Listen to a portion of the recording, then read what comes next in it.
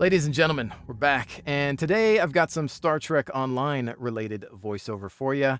It's just some mission text that I managed to find on the Gamepedia website. I don't know if I've done this mission myself, so I don't remember if there's any voiceover that currently exists for it. There's a lot of VO in STO, so it's possible that there is, but I've just forgotten. In any case, even if there is, I haven't heard it, so I won't remember it, and I won't be making any comparisons to my delivery or with my delivery.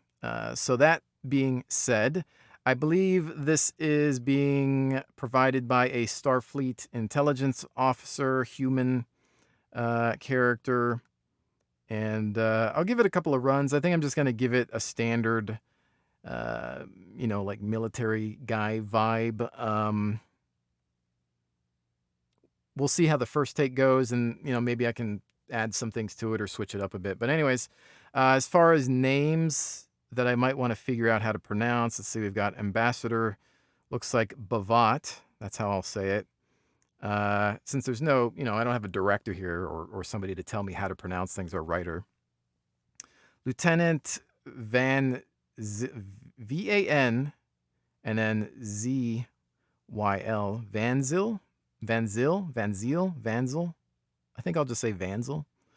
Dania system and Kavalk, K-V-A-L-K, Kavalk. Looks like Klingon. All right, let's go. Fighting stance. You ready? Okay, we're going to be talking to a captain, I guess. We'll just always pretend it's a captain. Sounds better. All right. Should probably start recording first. I always do that. I always almost forget to record on my local source. All right, here we go. Captain, Starfleet, I almost turned into Shatner there. Captain, Starfleet. Okay, start over. All right. Captain. Now I'm thinking of William Shatner's deliveries all the time. It can't be helped. It's appropriate. All right. It's the captain thing. Every time I do it. All right. Oh, boy. Damn it.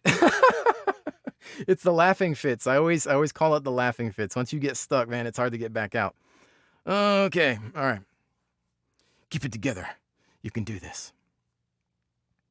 All right.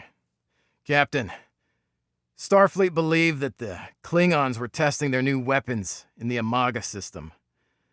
We have information that now leads me to believe that these testing programs are for something much bigger than a new kind of torpedo.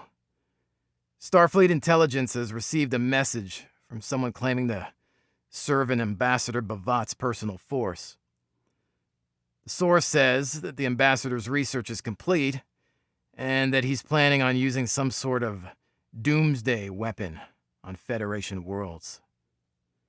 My aide, Lieutenant Van Zyl, will join you for this mission. Go with her to the Dania system. Bavat has a small supply base near one of the outer planets. Our source, a man named Kavalk, says it will have to... Our source, a man named Kavalk, says it will have... We will find the information.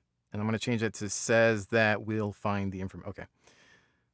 Our source, a man named Kavalk, says it will find the information we need to stop Bavat there. Our source, a man named Kavalk, says it will find the information that we need to stop Bavat there. Our source, a man named Kavalk, says it will find the information we need to stop Bavat there. Captain, Starfleet believes that the Klingons were testing their new weapons in the Amaga system. We have information that now leads me to believe that these testing programs are something much bigger than a new kind of torpedo. Starfleet intelligence has received a message from someone claiming to serve in Ambassador Bavat's personal force. Now, this source says that the ambassador's research is complete and that he's planning on using some sort of doomsday weapon on Federation worlds. My aide, Lieutenant Van Zyl, will join you for this mission. Go with her to the Dania system. Bavat has a small supply base near one of the outer planets. Our source, a man named Kavalk, says that we'll find the information that we need to stop Bavat there. All right, that wasn't too bad, actually. But I'm going to go ahead and give it another take to see what I can pull out of it. Captain. Again. Captain. Starfleet believes that the Klingons were testing their new weapons in the Amaga system. We have information that now leads me to believe that these testing programs are something much bigger than a new kind of torpedo.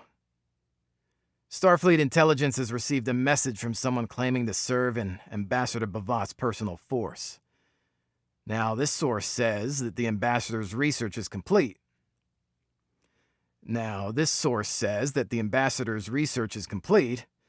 And that he's planning on using some sort of doomsday weapon on Federation worlds. My aide, Lieutenant Van Zyl, will join you for this mission. Go with her to the Dania system. Bavat has a small supply base near one of the outer planets. Our source, a man named Kavalk, says that we'll find the information we need to stop Bavat there. A source, a man named Kavalk, says that we'll find the information that we need to stop Bavat there. That should be okay. And you'll notice too, a lot of times, I may have mentioned this before, is that I'll do some pausing.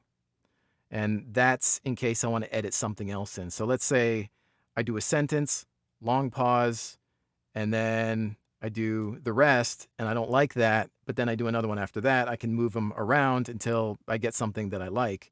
And it should sound fairly natural with proper editing. So that's why sometimes you'll see me do long pauses, because you want to get like the breaths out. That way you can kind of easily just fade out of it so it sounds, natural and believable. But yeah, that's not too bad. I mean, again, that's kind of just like a standard, generic kind of, hey, I'm a military guy and I talk like this, I mean business kind of voice. You always try to think, like, how would you deliver it? How would you have this conversation with somebody in reality, right? Like, what's your motivation? I know that sounds so cheesy to say sometimes.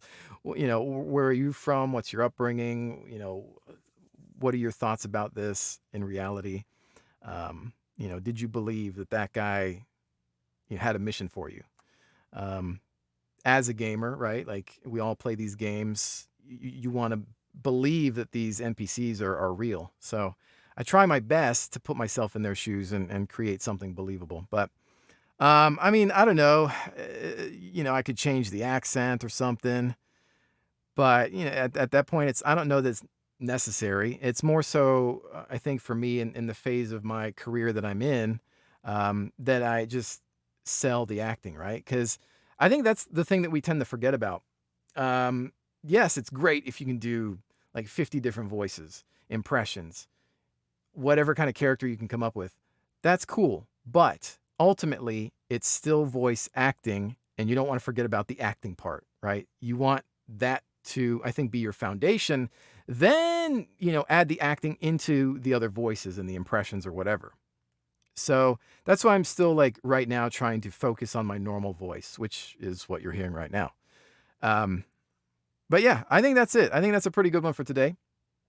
And so I will try to find some more Star Trek related ones. If you have any ideas, again, throw them down in the comments below and I'll take a look at them. I would typically prefer ones that haven't already been voiced, but anything that you think would sound good with my voice, I'll take a look at. And other than that, ladies and gentlemen, thank you so very much for joining me. If you enjoyed this video today, consider subscribing, consider hitting that bell button next to the sub so that you guarantee delivery of videos to your sub box. And like buttons, all that stuff, comments, whatever, share it. Always appreciated. Thank you so much. I'll see you on the next one.